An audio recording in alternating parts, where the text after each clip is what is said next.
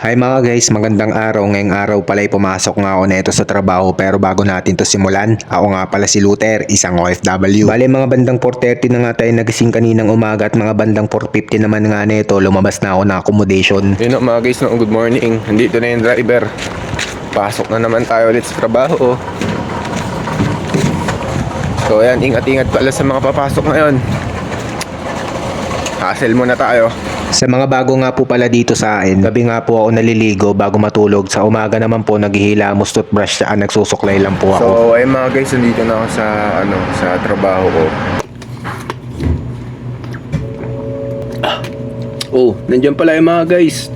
Yun, ang break time pala tayo mga guys ng isang oras, pero time check muna tayo. So ayan, 11:22 na ng tanghali dito sa Saudi. So nag-break time tayo ng isang oras. Pinag-iisipan ko na nga din ngayon guys na kung magpapa-member ba ako ng gym. Kasi tinanong ko ulit yung katrabaho ko na lokal kanina. Sabi niya sa akin, merong 3 months tapos nasa 1,400 ata.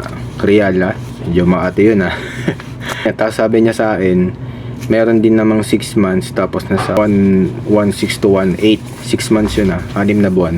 So di ko lang sure, pero magtitingin din ako. Wala naman dito yung katulad sa Pinas na per session na magbabayad ka ng 40 pesos. Naalala ko pa dati, nag-gym ako dati nung college ako.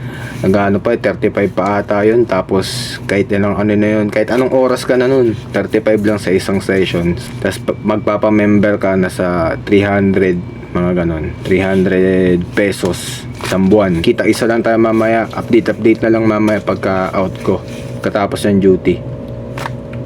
Pagka-uwi ko naman dito sa accommodation at nakapagpalit na nga din ng pambahay, sineset ko na nga dito yung rubber band. Bale nakapag-pump na nga din pala ako dito kanina ng push-up gamit yung push-up board natin. Tapos sumunod din nun, nag-workout na nga din tayo ng shoulder pero gamit din natin yung push-up board. May mga butas kasi dito sa push-up board mga guys na i-workout mo sa araw-araw. Tulad ng nakikita nyo sa screen. Tapos pagkatapos naman natin gumamit ng push-up board ay nag-barbell nga din ako pero shoulder yung tama. Tapos ito naman yung sinunod ko, itong rope. Bale tag 3 set yun mga guys. Pagkatapos naman natin makapag-workout ay lumabas nga ako para pumunta ng Bacala. So ayan mga guys, pupunta tayo ng Bacala kasi bibili tayo ng 3 itlog sa halagang 2 real. Tapos bibili din ako ng gatas. May sardinas pa akong natira dun sa accommodation, 2, pero lulutuin lang natin yun ng isa. Kuuha lang tayo ng isa doon. Iano natin sa itlog, ibabati natin, tapos lagyan natin ng konting gatas. Let's go!